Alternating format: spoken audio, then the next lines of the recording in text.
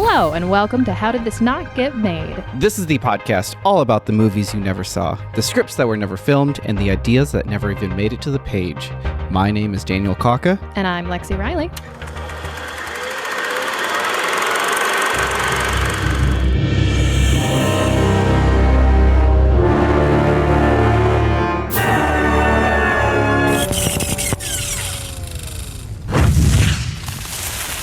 There is a script that was leaked online for At the Mountains of Madness. I could not find what draft this was. Like, there was no date that was on there. Usually with a lot of these leaked screenplays, they'll show you a date, the draft number, stuff like that.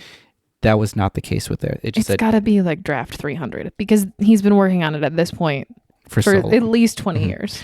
My assumption is that this is probably around the time that Del Toro was working at Warner Brothers. I have a feeling that that is where the script came from, because he mentioned the love story, and there's kind of a brief love story thing that's in there that I think Del Toro just kind of put it in there as more of a fuck you rather than like, I'm going to appeal to the executives. Right. It is I'm not going to write you a love song. Yeah, exactly. But like I said, I couldn't confirm this, but that's my speculation from reading the script of like where this comes from in this time. So this would have been like early to mid 2000s is my assumption. Right. That makes sense. So before we dive deep into this leaked script, we are going to dive deep into these advertisements. Oh my God.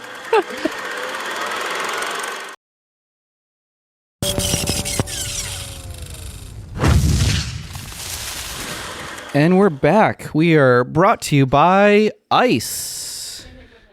Not the people at the border, but the actual frozen water ice. Eat some today. Let's get into At the Mountains of Madness. Oh, we're just starting. Yeah, we're going right into the script.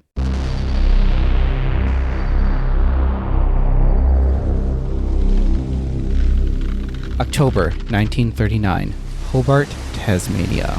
Through a heavy mist, we see a fishing boat. 4 Aboriginal fishermen stop working when they notice a huge, rusted, barnacle-encrusted, badly damaged abandoned ship with the word Arkham barely legible on the side.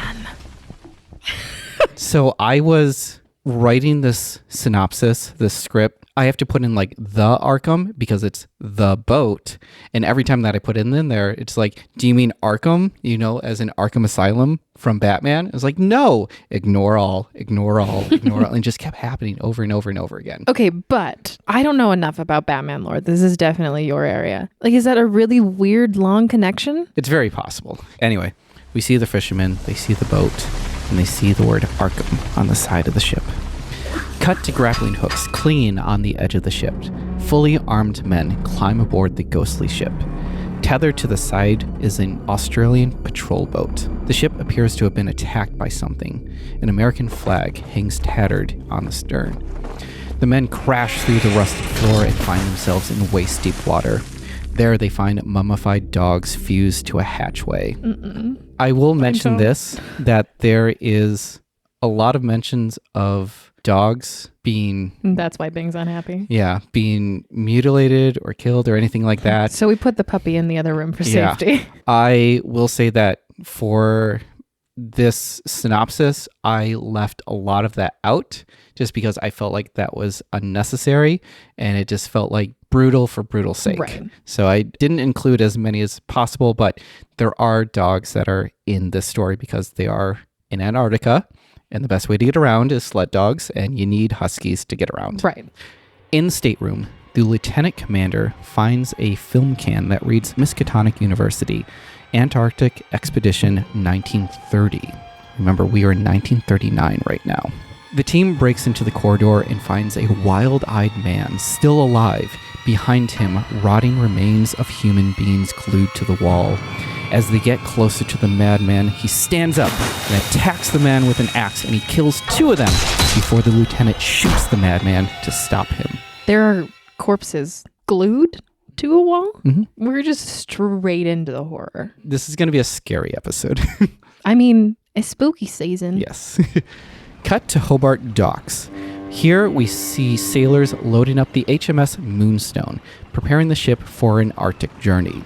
We are introduced to the ship's captain, Alan Starkweather, a veteran of the British Army. He and his warrant officer get in a Bentley and drive away. In the car, the captain is handed a package with maps, memos, and film cans that were taken from the Arkham.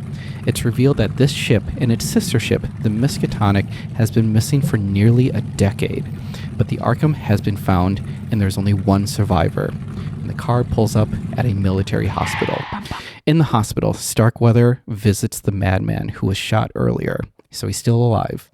The madman, who is heavily bandaged, just a flesh wound. Yeah, he has not said a word since he's arrived. So Starkweather tries to talk to him, but he still remains silent. And then he offhandedly says to one of the men beside him that they're getting ready to go to Antarctica. And the madman grabs Starkweather's arm and screams, "Not Antarctica." For the love of God, Monica, don't do it. The madman calms down and pleads with him not to go. He asks what year it is, and they tell him 1939. He's shocked. The madman turns to a mirror and sees his body transform. His fingers elongate, and these wet tentacles just start bursting out of his face and his chest. And then we cut to the madman looking like he did before. It was a hallucination. Hi. I was like, I thought he was going to transform and get older. And then I was like, oh, tentacles. The madman states his name is William Dyer. So this is the James McAvoy, Tom Cruise fellow. This is Tom Cruise. And he's kind of supposed to be unrecognizable at this point. Tentacles. Yeah. So he's 25. He was a professor at Miskatonic University when he left for his expedition to Antarctica. Was he 25 when he left? Yes. Or is he 25 now? He's 25 when he left. Got it. Mm-hmm. And he believes that he's still 25 now.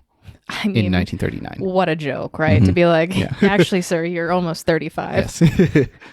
And he starts to explain his story. So this is kind of like the Titanic frame story before we go into the actual story of the Titanic. You've got the cold open, the intriguing moment, and now we're going to... The literal cold open. Literal cold open. Flashback. September 1930, Miskatonic University, Arkham, Massachusetts. Here we see a healthy, handsome William Dyer. This is when we really recognize that this is Tom Cruise. He's wearing a tuxedo. He's attending a party at a flower garden, celebrating their upcoming voyage. Members of the expedition occasionally pose for the press photographers. Here we discover the mission is going to be led by 52-year-old Professor Gilman Lake. In a speech, he states the reason for traveling to Antarctica is to discover fossil records that could be clues to finding the origin of species. During the party, Dyer spots his wife, Anne, who is pregnant. She pleads with him to stay, and he agrees not to go, but he needs to tell Professor Lake first. He tries to tell Lake the situation. Lake looks to see Anne, and he understands. Lake tells Dyer that before he goes, there's a crate that's arrived for him. And Dyer's best friend, Danforth, he gives this big shit-eating grin, and he tells Dyer, "You gotta see this. What's in the box? Before we leave." What's in the box? What's in the box? The three enter the Hall of Natural Science. This wing of the building was named after Lake's great-grandfather. In Lake's office, a fossil of a monstrous creature is revealed. The fossil came from a separate expedition 6 months prior. It was reported that nothing was found, but the professor leading that study didn't want to explore this any further, and he handed off the fossil to Lake in secret. Lake asked Dyer if he's interested in making history.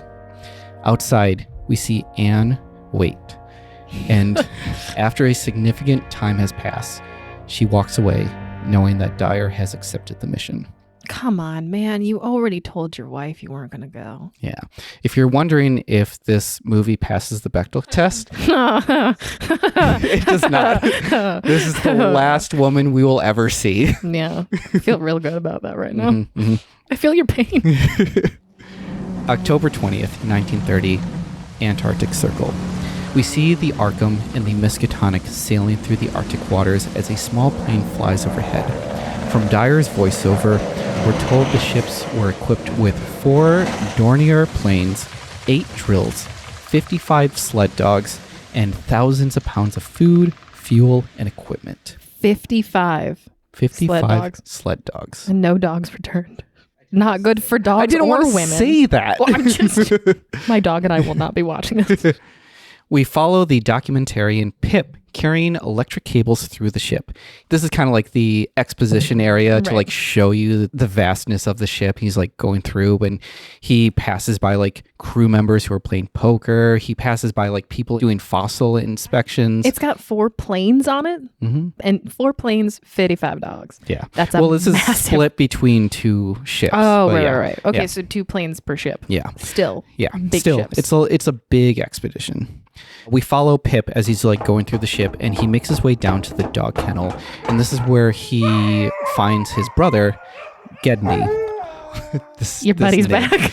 Oh, man. He finds Gedney and he takes the cable and he actually plugs in a light because the 2 of them, not only are they brothers, but they're actually documentarians. So they're the ones who are like filming stuff. But they've been filming the whole expedition. And at this moment, they're actually filming Larson, who is played by Ron Perlman. Hellboy. And then there's his buddy Gunnarsson, and those 2 are the dog handlers. Oh my God. Right? Okay, Ron Perlman as a dog handler is pretty dope. Yes. We're at Ellen Hill's David Glacier. It's November 8th, 1930. Cut to a glacier outside the ship where we see 3 massive drills burrowing into the ice. At the drill sites, chunks of ice are brought to the surface while graduate students break apart the ice, revealing specimens of ancient marine life. Lake isn't satisfied.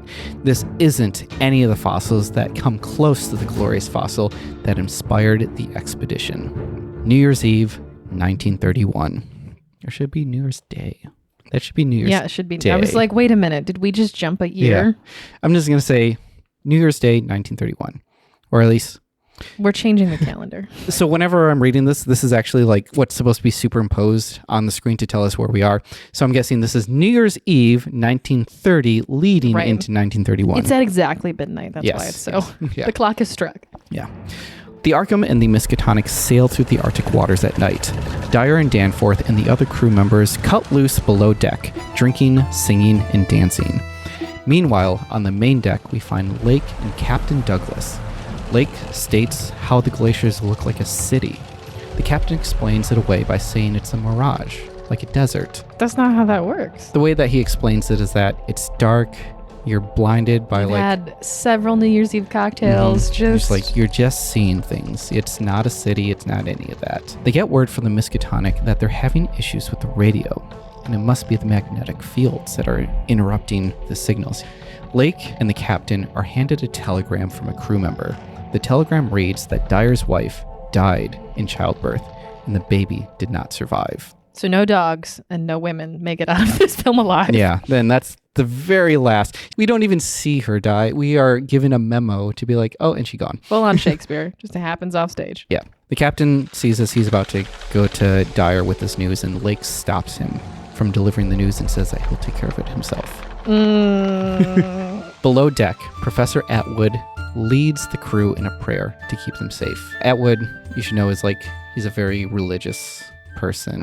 Yeah. Meanwhile, in the ship's lab, we see the fossil begin to vibrate like a homing beacon. No. That night, Dyer is dreaming that he's with his wife and child in his parlor. Oh, wait. Oh, she does make it again. Not real her. No. It's like dream her. Yeah, anyway. She makes it briefly in there, but unfortunately, the floorboards and the walls are ripped away, and a tentacle creature is in the cradle where the child is, and the wife is just gone. Dyer is deserted in a white snowscape as the Dark Man approaches him. Dyer wakes up from his nightmare. He looks at himself in the mirror to see he's unshaven, he's thinner, and his fingernails are longer. You've lost more than 1 year.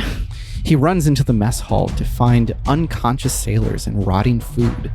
In the engine room, the ship is running at full speed, but no one is manning it. Bam! The ship has hit a glacier. Dyer runs up the ship's deck to see that no one is steering the ship. The ice pierced the hull and water is pouring into the ship. The captain wakes up and orders the crew to kill the engine. Larson opens up the kennels as fast as he can to save the dogs. Thank you. Dyer nearly falls off the ship and saved by Danforth. The ship stops and the crew is still alive, realizing that they're all skinnier and unshaved. As the fog lifts, Larson looks into the distance and asks, Sweet Jesus, Carol and Joe. Where the crackling fuck are we? This is like the moment in Lost. But also, all I can think of is James Cameron was going to produce this, yeah? Mm-hmm. So it is a story about a big boat hitting an iceberg? Yeah. Glacier? I mean... Yeah. It's in his wheelhouse. Everything is in his wheelhouse. I see the connection. Yeah. It's actually the sequel to Titanic. Yes. There was a sequel to Titanic. I know there was. I've watched it. Right below that line, it actually says, At the Mountains of Madness. So that's where we like smashed At the Mountains of Madness. Yeah. Oh, I like that though. They are surrounded by mountains, and in the distance are two volcanoes sending purple smoke into the sky. Hard no. Dyer describes in voiceover that at the top of the mountains were bizarre, unnatural, and symmetrical structures. Whatever was built there was not made by humans. The scene morphs to a projection of a 35mm film reel, and we are back in the hospital, and we see Dyer continuing his story, like Rose telling the crew members about how she hooked up with Jack at the Titanic. It's been 84 years. If he has a piece of jewelry that he's going to throw into the ocean at the end, it's his wedding ring. Yes. Ooh. The plot thickens. Oh, I wish. We cut back to the Arkham. Dyer is getting patched up by a doctor. The ship is encased in ice. When the crew members chip away at the ice, it seems to be unnaturally growing back. The captain works on freeing the ship while Lake is preparing to mine for fossils. Dyer approaches Lake with a strange discovery. His watch has stopped at 6:14 a.m., January 28th. Other crew members look at their watches and discover that theirs has stopped at the same time. Professor Atwood proclaims that, wait, that's 2 weeks away from now. Right. Like in the future. We were just New Year's cheersing. Mm-hmm. Lake dismisses this, stating that the clocks must have been damaged by the magnetic field. All of them? Mm-hmm. On the ship, one of the crew members call out on the radio for the Miskatonic for help. They hear a response on the radio, and they turn up the volume because they can barely hear it, but it's the same distress signal that they've been putting out there. But it's in a different voice. It's like this hissing voice, almost in a mocking tone, repeating the same thing that they are putting out there, that they are in distress. No, just no. Should have stayed with his wife. Yep. Outside the ship, one of the crew members, he's equipped in scuba gear, and he actually dives below the ship. Into the cold, cold water? Into the cold, cold water. And he finds countless stone monoliths at the bottom of the ocean. That's never good. 8 of those monoliths are pulled out of the water and brought to a quickly put together tent lab. If it's down there, you keep it down there. Don't do that. What? Leave it where it is. Mm-hmm. But instead, using a crowbar, Lake cracks one open. Vile green ooze pours out of the structure, followed by a carcass. I would be taking a rowboat back at this point. Just run. Just doesn't matter. I'll swim back. I mean, it's real cold water. Like, I'm sure hopefully there's a rowboat. Maybe. But there's no safety boats on this ship either. I mean, it is post-Titanic, so they probably learned. Not apparently. If you're looking at purple smoke and green ooze, and they're like, we should investigate further. But the creature that comes out of this, it matches the fossil. But we're talking a live creature came out of this thing? It's a carcass. Okay. Mm-hmm. But that carcass matches the fossil, and this is where Lake is like, we did it. We found it. Meanwhile, Danforth is in the ship's laboratory. He tears through a mess of books to find a book with an engraving of a monster on it. He finds diagrams of runes, symbols, and what a creature looks like cut in half. And in that, we match cut to the actual creatures that were found in the monoliths. That's pretty cool, though. One of them being cut in half for real. I mean, gross, but good cut. And this is being studied by the professors. The creature has wings and tentacles. Lake concludes that the cranial cavity means that this was a highly intelligent creature. Looking at the fossil, we see that the creature was decapitated, not by teeth or claws, but by a weapon, clean cut. And then in the background, there's another creature with a neck wound. And that wound begins to heal itself without anyone noticing. Everybody run. On the surface, Larson and Gunnison spot penguins in the distance and assume the 6-foot penguins that this would be good to feed the dogs. Excuse me? Mm-hmm. I mean, dogs got to eat. All the food's rotten in the mess hall. Like, you gotta find something for them to eat. So they look at a penguin straight in the eyes. Are they gonna eat snow? But isn't it 6 feet tall? They don't know that yet. They see penguins in the distance. And you're like, those look pretty good to eat. I was like, you just look at a penguin straight in the eyeball and you're like, come here. Mm-hmm. So they go out to these penguins. Larson spots a large, open fault line in the ice, and he warns Gunnison, don't get too close to that. You'll fall in. We're never going to get you. They get closer to the penguins, but they don't run away. In fact, they're facing the mountains. They're motionless. A closer look reveals that these are 8-foot tall albino penguins with translucent skin. These are 8 foot tall, so these are bigger. These are bigger. Oh, good. There's translucent skin. You can see the blue veins underneath the skin is no bueno. Their wings are elongated. Their eyes are covered in this milky cataracts. No.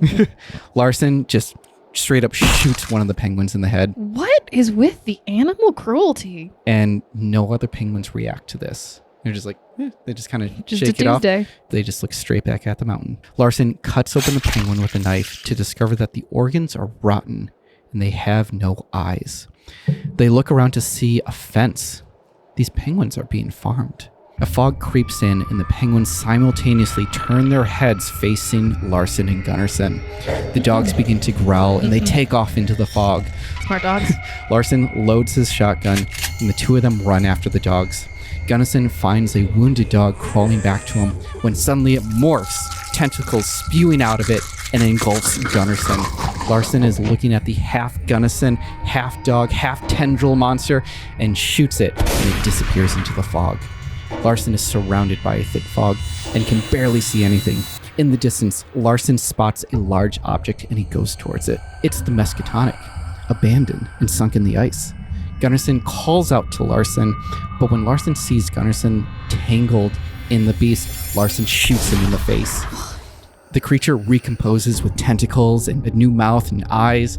Larson, knowing he's outmatched, shoots the ice below him and falls into the water. The monster goes after him, but as soon as parts of him hits the water, it sizzles and it shrivels up. Larson swims underneath the ice. He uses the gun to shoot a hole into the ice to take a breath. He checks his gun to see that he only has one shot left.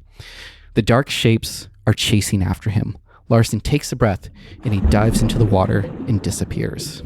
That's our buddy Ron Perlman, right? Mm-hmm. That's Ron Perlman being Ron Perlman. Yeah. In the ship's lab, we find Danforth reading out loud to the other scientists what he discovered. So it's this book that he found before. It doesn't really explain where this book came from. I'm guessing it's from the previous expedition of someone recording and just be like, I don't need this getting out. So stuff keeps coming back. Yeah.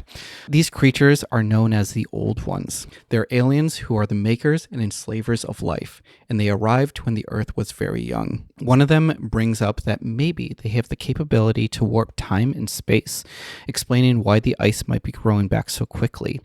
Time moves faster here. Weeks pass by in a matter of minutes. They figure the answers they are looking for might be in the structures in the mountaintops.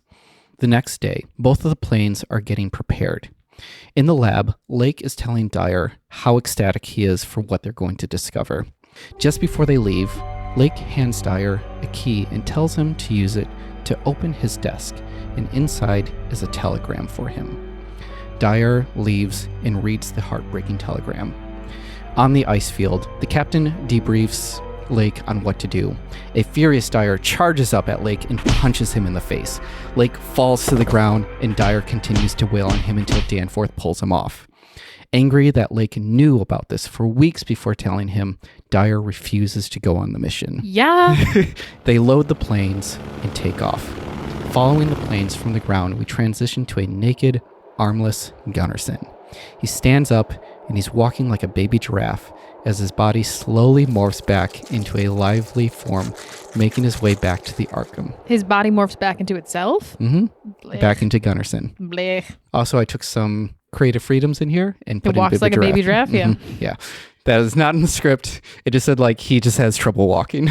I mean, accurate. Yeah. Captain Douglas spots Gunnarsson in the distance and orders his crew to rescue him. How about no?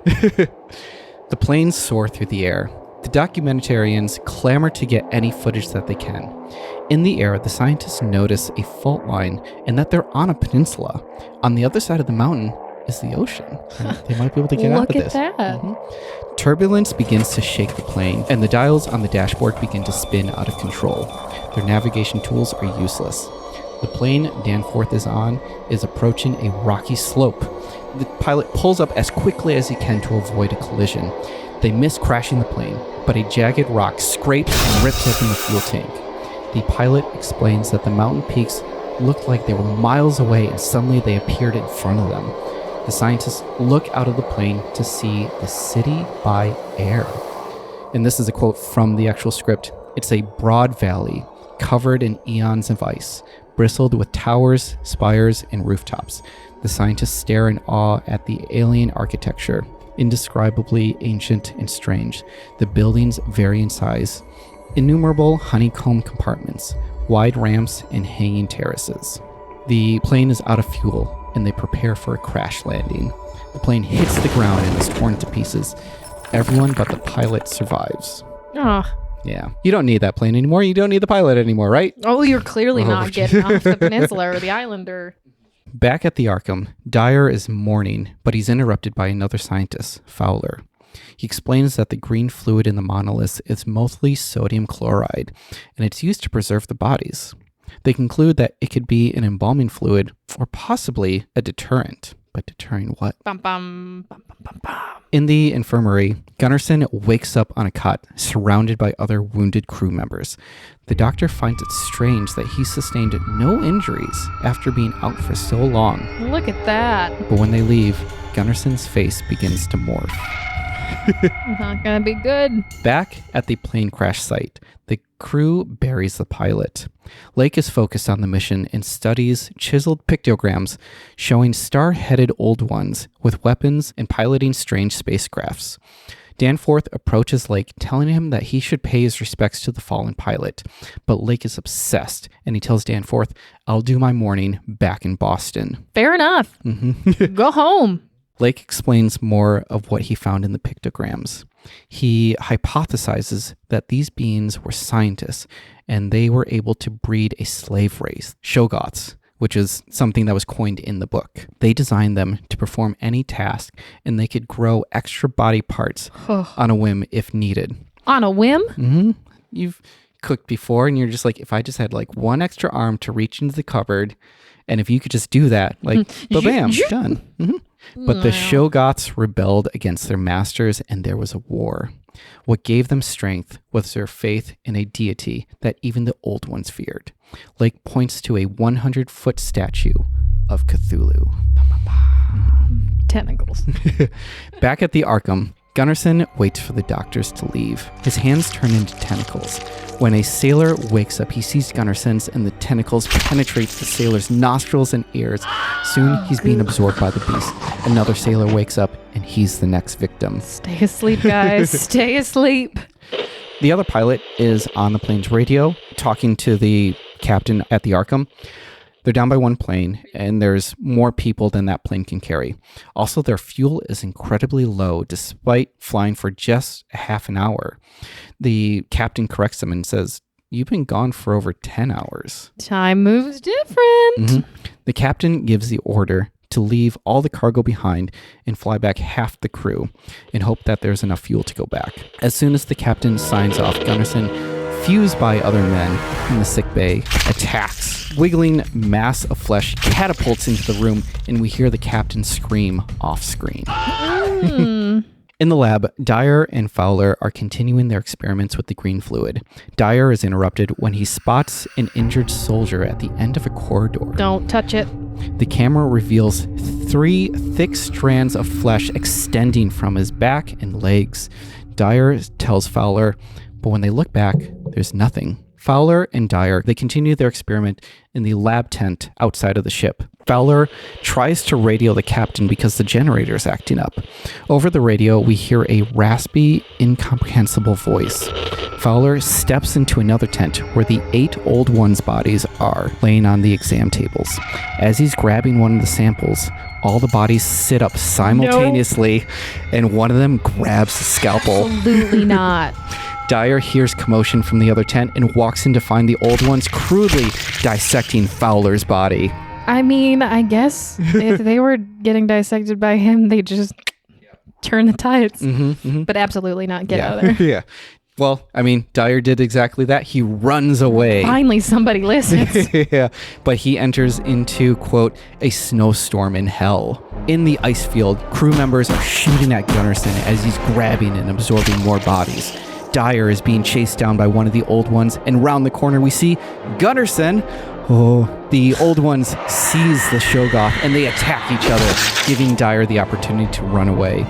And Dyer turns the corner and he runs into, can you guess? No. Larson! Oh! He's still alive! But is he to be trusted? Oh, I don't know. Let's see. I mean, he was smart. Larson can tell that he's not one of them because Dyer is scared. Like, he's scared looking. Right. So he's definitely not one of them. He actually has fear. Mm-hmm. Larson looks at the creatures, and the two get onto a dog sled and take off towards the mountains. Why towards the mountains? Well, you're not going to go to the ship that's being attacked by all the Shoggoths. Stay on the shore. Like, don't go further into it. The mountains are safe. The mountains of madness? Yeah. At the abandoned city, the rest of the crew members are all drawing straws to see who will go back. Lake draws a straw that'll send him back, but he trades it with one of the documentarians so that they can stay together. What? The two brothers, they were going to be separated, but Lake is like, no, I want to keep exploring. Like, you take this, you go away. I'm going to keep doing my thing. He's going to die. Or Lake then asks for the book from Danforth and tells him to tell Dyer that he is truly sorry. The plane takes off, and Lake and the remaining crew hike into the city. No. Meanwhile, Larson and Dyer arrive at a cave in the mountains so that they can rest. Dyer says that they should go back, but Larson knows that the ship and the crew are a lost cause. As they are about to sleep, Dyer spots a large albino penguin and screams.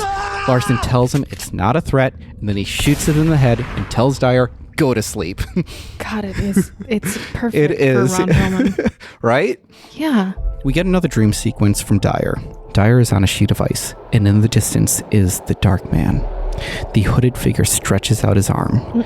The camera pushes in on the figure's face, describing it as a boiling mass of flesh.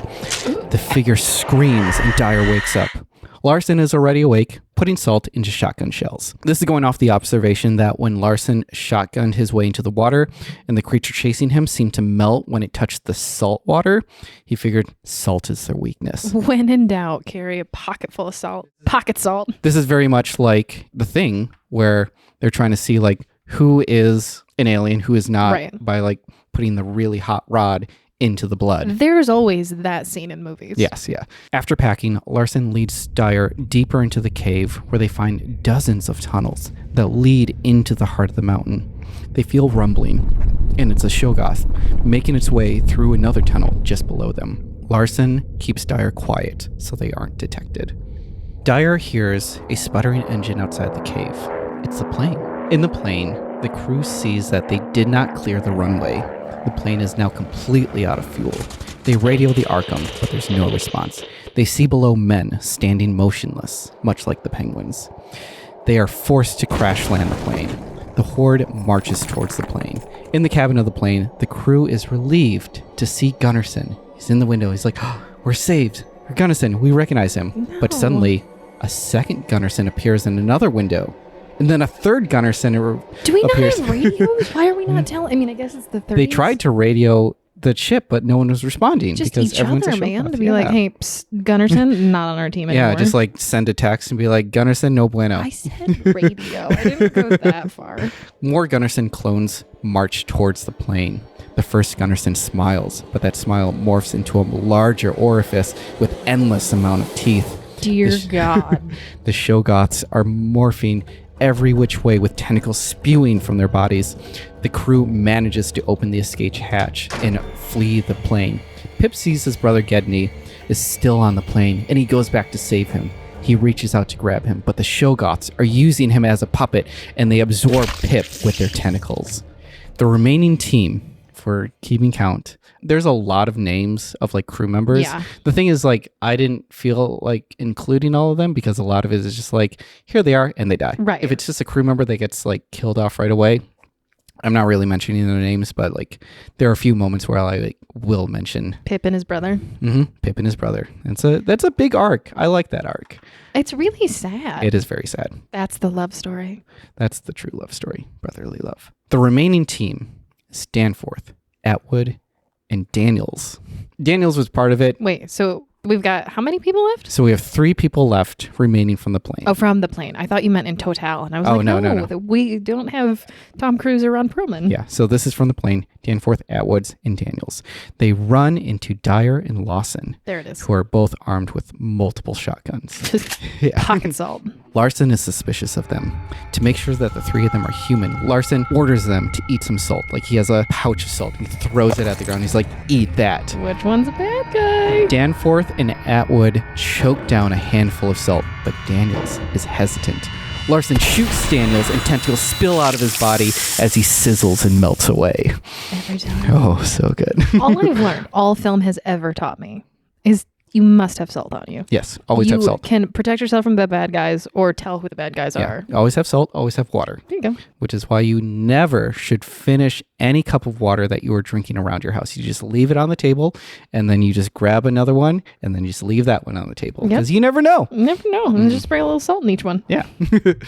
Back at the abandoned city with Lake and the other professors, they enter the biology room where they find technology far beyond theirs. Sculptures of gods toppled over, the skeletons of species ranging from dinosaurs to modern-day animals.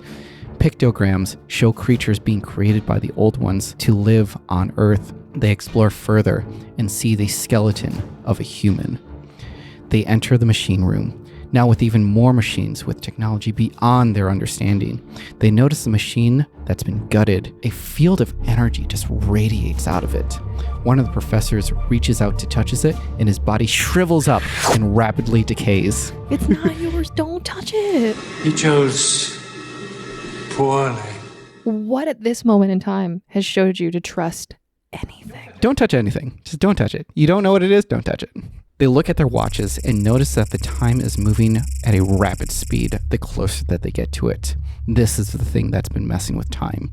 Lake leans against an organic console and suddenly it traps him. A glowing spear descends above Lake's head and a beam of blinding light strikes him in his head. Lake is bombarded with a montage of history of this place. Old ones creating life. The city is alive. Structures look brand new. At the base of the mountains are green jungles. Star-headed creatures flying majestically in the sky. And suddenly, war. Smoke envelops the city. Shoggoths are decapitating old ones. On the horizon, a massive thing rises. Lake snaps out of it and tries to warn the others. He says the old ones were the ones trying to protect us all along. They were trying to stop the Shoggoths from awakening their god. Shoggoths burst into the room and they run away. One by one, the professors are taken out by tentacle monsters. Lake manages to survive and finds himself in a catacomb.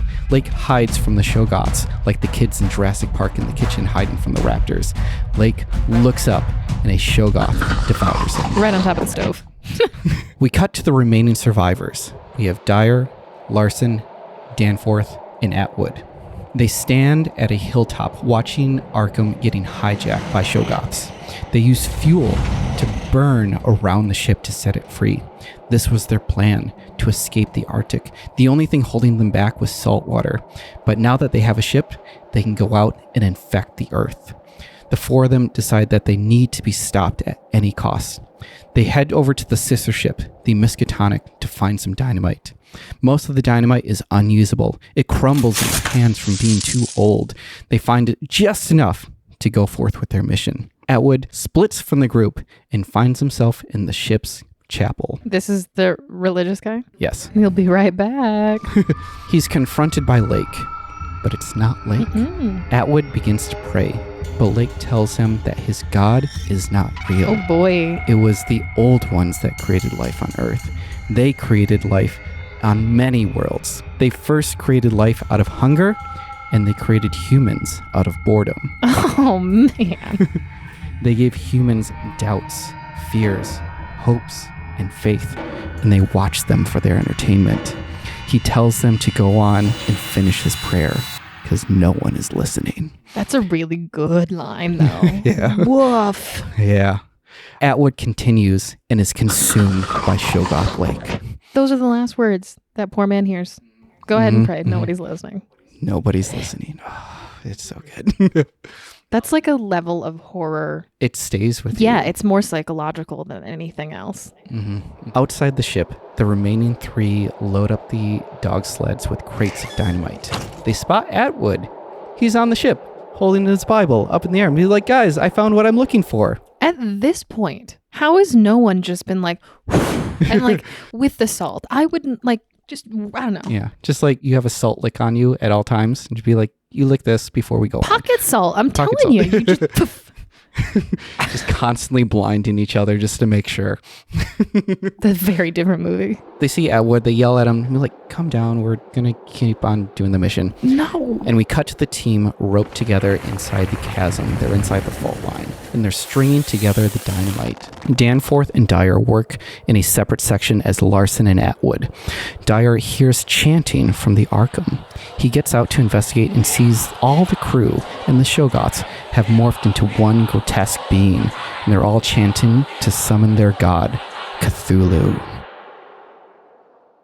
They're all just chanting Cthulhu's name. In the script, it's like a Latin text or something like that, but like...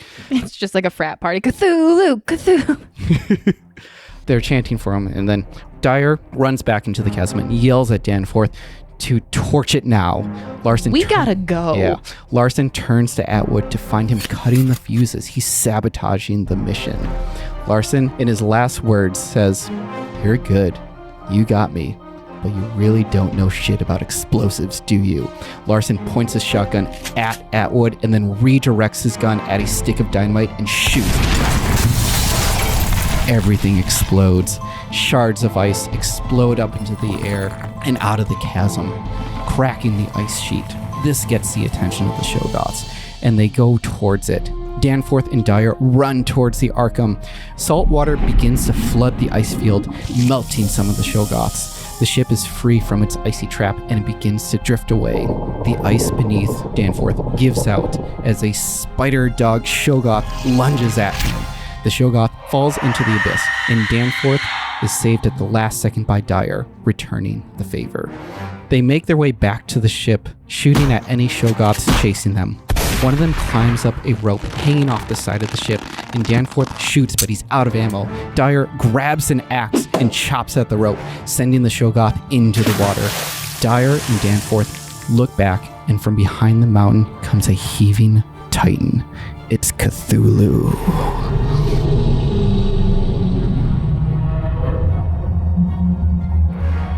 Oh my god. More Shoggoths have gotten onto the ship, and Dyer and Danforth find their way into the storeroom. Cthulhu picks up the ship and begins to crush, squishing some Shoggoths in the process. Don't need those anymore. Cthulhu throws the ship. Inside the storeroom, we see the room flip a full 360 degrees. The ship lands in the ocean miles away. Water floods the room, and they shut the door and lock it behind them. Cthulhu was like, nah, bye. Yeah, like, you were in my territory, please go away. Get out. Danforth looks out the porthole and is shocked by what he sees. Dyer asks, what is it? Suddenly, Lake appears in the corner. No, thank you. He says that Danforth saw the future and the dark men, just like Dyer did. Lake says that you can warn the others not to come here, but it won't stop humans because of their pride.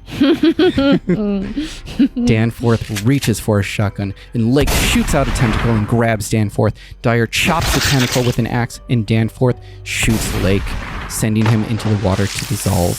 Danforth sees a piece of Shoggoth flesh beginning to fuse with his, and it's too late. He begs Dyer to shoot him now. Dyer, glassy-eyed, shoots his friend and begins to cry. There's your love story. Mm-hmm. Dyer hears voices from outside the door. He hides in the water as a team of armed men bursts into the room, and we're back where the story began. The flashback ends, and we're back in the hospital to see Dyer finishing his story with Starkweather. He says he hoped to die, but he realizes now that the reason why his life was spared was so that he could be a warning. Starkweather disregards the warning and goes forth with the Arctic mission. Dyer screams and tells him not to go, but Dyer is helpless and he's locked up in a cell inside the hospital. We cut to Starkweather on the HMS Moonstone with icebergs in the horizon. Starkweather is given the news that Dyer has died. He hanged himself. We see Starkweather on the frozen ice sheet. He spots an abandoned tent inside a blood-stained autopsy table and piles of snow. He steps out of the tent and discovers all of his men have vanished. In the distance is the Dark Man moving towards him. In the final shot, we see the two figures, dwarfed by the Mountains of Madness. And on screen, it cuts to a biblical quote saying, "At the end of days will come a man that walks like a man, looks like a man, but it is not a man." Revelations 5:19.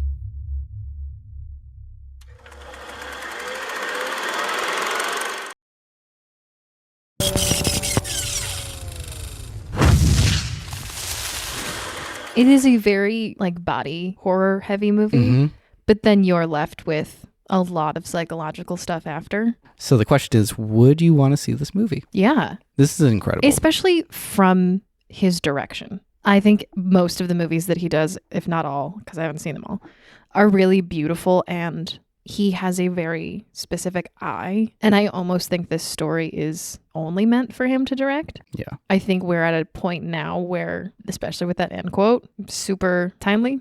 I remember reading a review of this script, and someone had mentioned that The Thing is kind of like the lazy version of At the Mountains of Madness. Yes, it 100%. The Thing is not a bad movie, but it does come off to me more as like an action movie than an actual true horror movie. To me, it kind of feels like a game of Among Us. Yeah. Who's real, who's not. You have that one scene where everyone's tied up except for Kurt Russell, and they're testing the blood. I'm just like, the whole movie revolves around like that one pinnacle scene, right, of just like, who's real, who's not, who's the alien, it's who's the one who kills us. That feels like that was the first scene that was created, and everything else was to build up to that moment. 100%. I've noticed something with a lot of horror films and even action films. It's the Indiana Jones conundrum, I think it is. It's like, would this happen if Indiana Jones was there or not? So like, the Nazis find the Last Covenant, faces melt because they opened it anyways. Right. If Indiana Jones wasn't there, they still would have done that. So is it someone who just happens to be in this situation? In this case, so much of what happens is the consequence of someone's choice and decisions and actions. So Dyer was given the choice right in the very beginning to be like, from his wife, very pregnant wife, to be like, hey, can you stay with me? Yeah, I'm pregnant. Have you seen this fossil though? I gotta go. Yeah, and he takes off. Peace. And it's like, boom, that's it. And then you have Lake and his stubbornness as well to be like, he's going to take off. You even have the captain at the very end to be like, I don't care what you said. Right. I know you gave me this whole story, this whole warning. Don't care. I'm going to go. It's humans and their pride. Yes. It's spot on for two things. We made humans out of boredom. Yep. And humans and their pride. Yeah. You got to learn from history. You basically made an animal that is beyond just procreation and eating. You made something that goes beyond that. And they were just like, yeah, this was the blockbuster that we've never created in any other planet. We're going to try something new. Hear me out. It's going to be fun. We're going to put a monolith just in the middle of some apes, and we're going to see what happens. Hey, don't touch that thing. Oh, I'm going to touch it. Speaking of touching things, why don't you go ahead and touch these ads? Yeah, whatever they're selling, just touch it.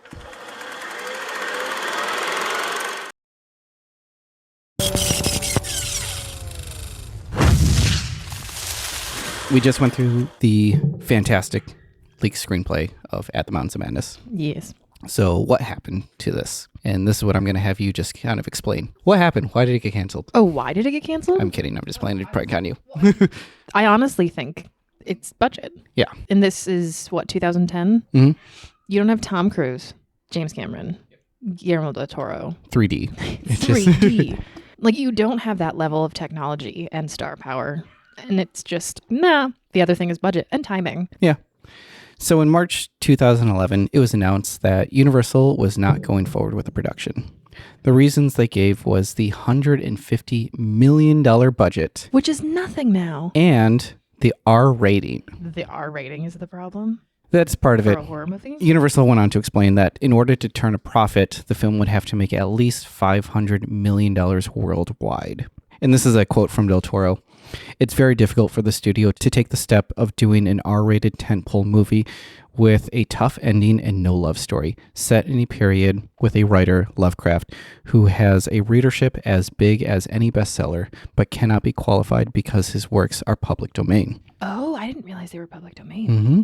We thought we had a very good, safe package. It was $150 million. Tom Cruise, James Cameron producing, ILM doing the effects. Here's the art. Here's the concept. Because I really think big-scale horror would be great, but there was a difference of opinion. The studio didn't think so. The R rating is what made it.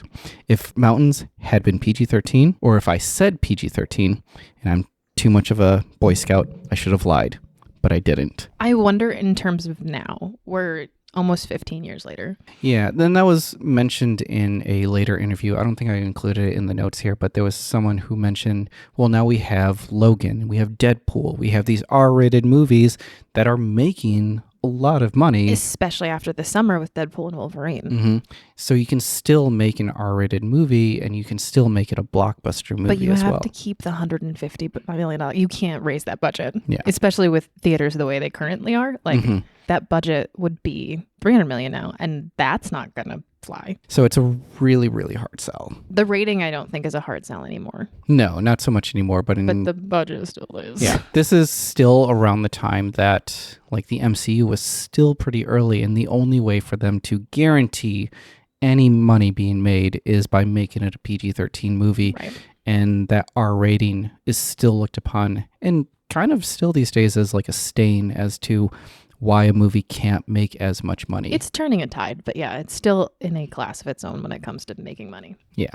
So more from the Guillermo Del Toro essay, Haunted Castles, Dark Mirrors. He's quoted saying, "Needless to say, the film didn't happen, and for now, I have to be content to share my home office with a life-size Lovecraft sculpture, many Cthulhu and H.P. Lovecraft busts, a portrait by Michael Dees, hundreds of conceptual drawings, a visual effects test by Industrial Light and Magic, and an eerie music track that John C. from Sigur Rós composed for us. It is my hope that one day to share my love for H.P. Lovecraft with the world." So wait a minute, he has a life-size statue of H.P. Lovecraft? Yeah. Not Cthulhu, but like the man himself? Yeah, of H.P. Lovecraft. Like you go to the bathroom in the middle of the night, you're like, hey, what's up? There is video of him showing off the museum parts of his home. It's really interesting to see. I think they actually featured it on Conan. Well, let's start in here. What is this room? This is horror. We have H.P. Lovecraft there. The famous horror author. And over there looking at H.P. Lovecraft is Edgar Allan Poe. Edgar Allan Poe. Yeah. You got to put it in the yard. It's the Halloween decoration It's a you never knew you scarecrow. needed. Right. Yeah. I don't know if you've ever seen what H.P. Lovecraft looks like in real life. No, I haven't. Oh.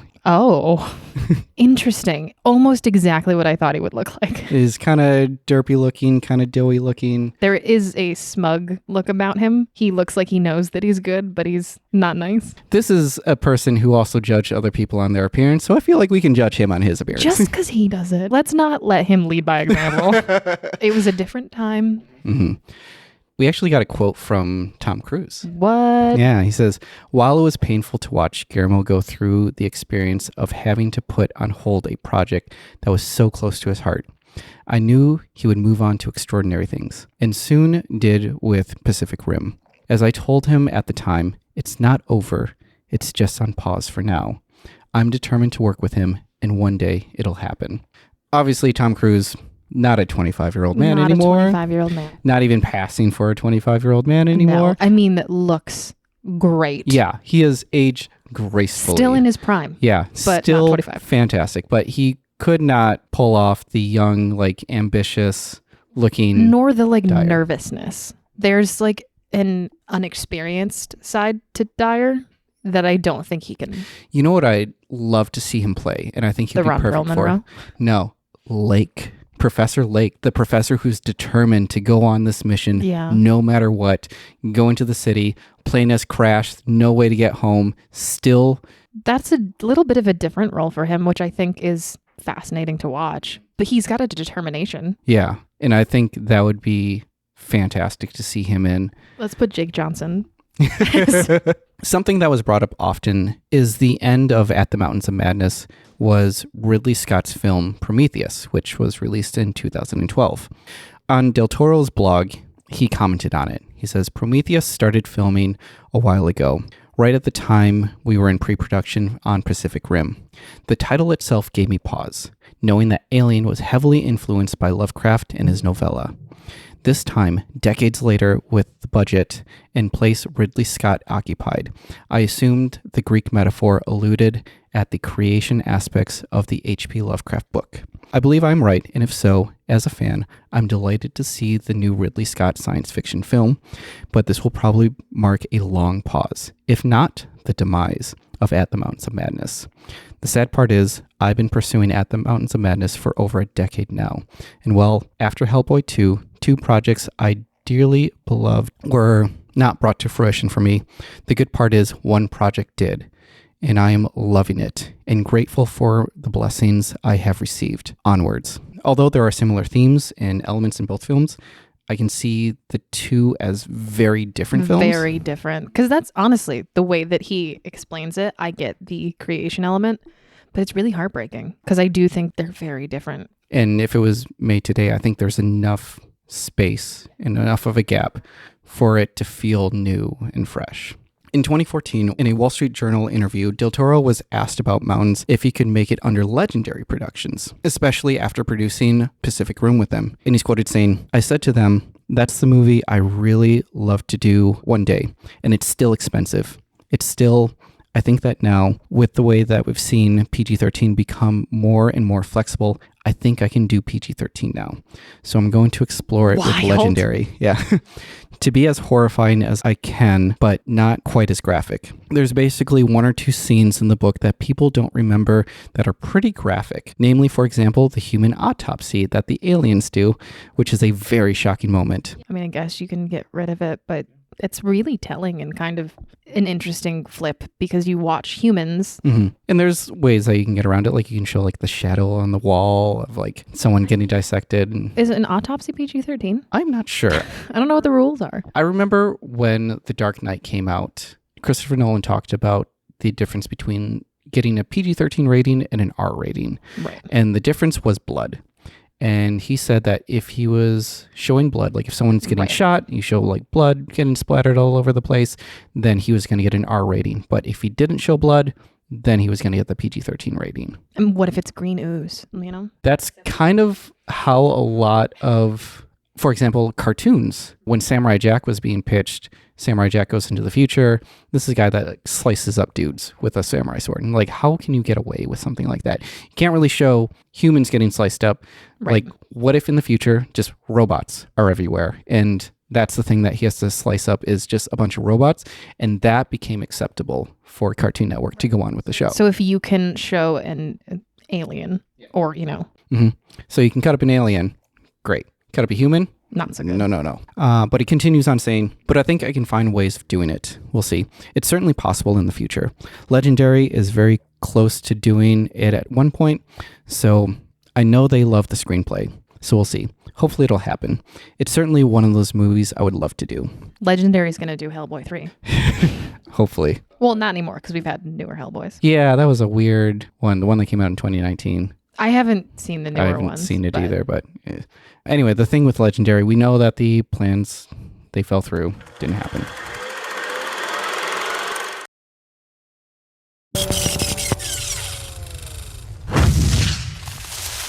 In 2017, in a Collider article, Del Toro has been quoted saying that he would like to present the work for At the Mountains of Madness in a published book, much like Cabinets of Curiosity. He's quoted saying, one day, I'll show you the art. I'll show you everything we did. We did over 300 pieces of art. We did storyboards. We did models. We had a whole presentation. You will cry. You will go, why? And then in 2016, in a Del Toro exhibit, there was a penguin design on display. Of the 8-foot penguin? That was supposed to be used in the film. Ooh, that is not what I was thinking. Yeah, the penguin's pretty grotesque. It has translucent skin, right? Mm-hmm. I think this is supposed to be a maquette made out of clay. That's fair. I'm assuming, because you can see the rib cage and stuff. Mm-hmm. I don't know why, but it reads Batman to me. Yeah. Oh, the ones that like walk the penguin into the but water. But that thing's 8 foot tall, so that is almost 3 foot taller than me. And then in 2022, Del Toro posted a CGI test of a Shoggoth on his Instagram. That's cool. It's pretty neat to watch. See, a lot of the like pre-production has been done already, so I'm like, can you take that off the sticker price of the budget? Now, something that has changed in recent history is Del Toro's relationship with Netflix. Make it a series. Together, they've made 8 episodes of Cabinets of Curiosity and Pinocchio. 2 of those episodes in Cabinets of Curiosity were about Lovecraft. Yeah, were Lovecraft stories. And with Pinocchio, that won the Academy Award for Best Animated Feature, and this is the first one for Netflix. On top of that, he's helped produce a few animated shows like Wizards, Troll Hunters, and Three Below. In 2021, Del Toro revealed in the KingCast podcast that he was pitching ideas to Netflix. One of the ideas was At the Mountains of Madness. 4-part series? He's quoted saying, "The screenplay I wrote 15 years ago is not the screenplay that I would do now, so I would need to do a rewrite. Not only to scale down somehow, but because back then I was trying to bridge the scale of it with elements that made it somehow able to go through the studio machinery, so blockbustery," which makes sense. Right, so now he has more, not like more creative reign, but he can put his specific spin on it more than having to worry about the sum of numbers. Yeah, he goes on saying, "And I think we don't need to reconcile that anymore. I can go far more esoteric, weirder, smaller version of it, and go back to some scenes that were left out. Some of the big set pieces I designed, for example, I have no appetite for. I've already done this or that set piece. I feel like going in a weirder direction. I know a few things will stay. I know the ending, we have one of the most intriguing, weird, unsettling endings for me. So there's 4 pieces of horror that I would love in the original script." I hope the ending quote and that ending doesn't go away. Yeah, the monologue from Lake is a really good one. The fact that Dyer went through what feels like just a few days and then is discovered and it's almost 10 years later. Maybe just some dogs and ladies survive. Yes. In December 2022, Guillermo Del Toro announced in a playlist article that the film may be stop motion animation. What? Rather than live action. And to head the project would be special effects legend Phil Tippett. I don't know if you know who Phil Tippett is. So he did special effects for Jurassic Park, Starship Troopers, Star Wars, specifically New Hope and Empire, and RoboCop. Remember in A New Hope when Luke sits down at like it's not a chess table, but it's like the stop motion like creatures like fighting each other? Yeah. That's Phil Tippett. Oh, nice. Yeah. In 2021, Tippett recently finished his dream project of 30 years, a film called Mad God. As hopeful as I am for the collaboration, nothing has been confirmed. The production doesn't seem to be on the horizon, according to his IMDb page.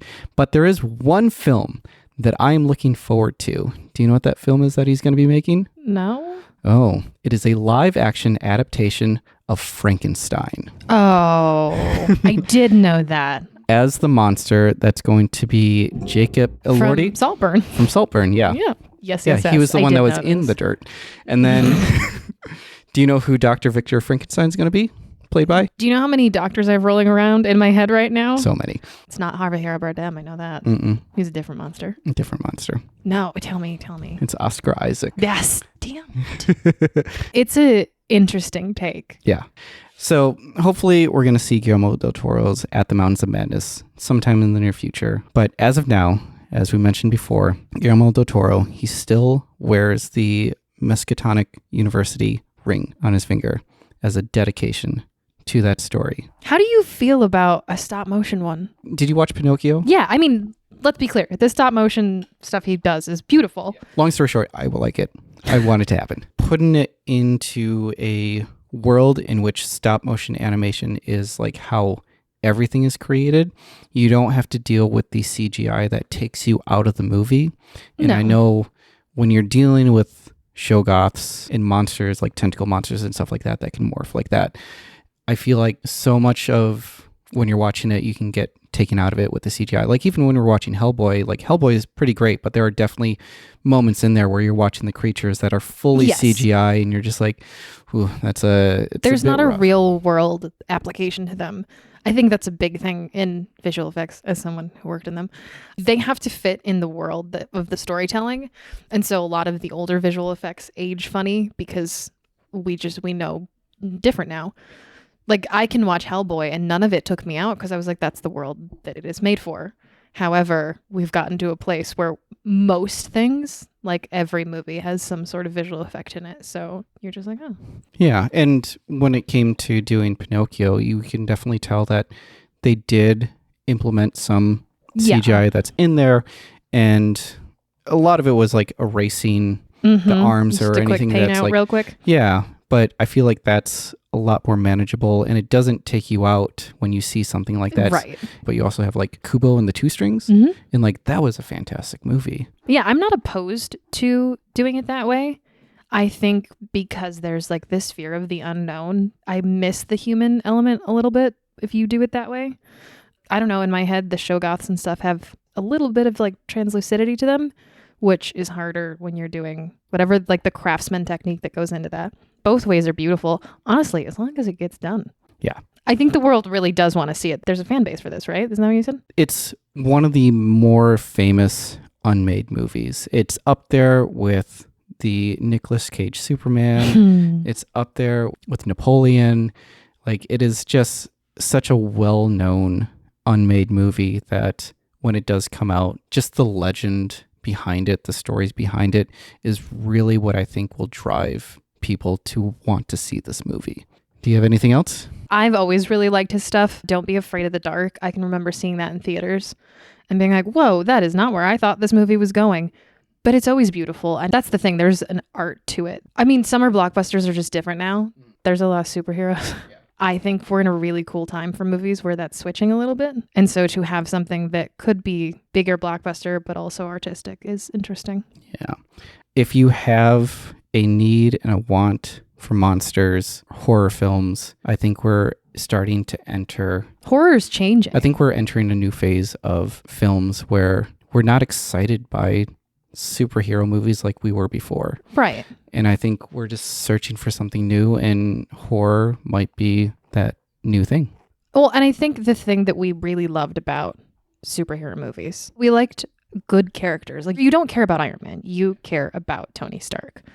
And so having like a character-driven story is always, I think, the thing that impacts people. And I think if you take Dyer as an audience mirror, but also as like a really deep character, I think you got to flesh out the wife a little bit. Yeah. But yeah.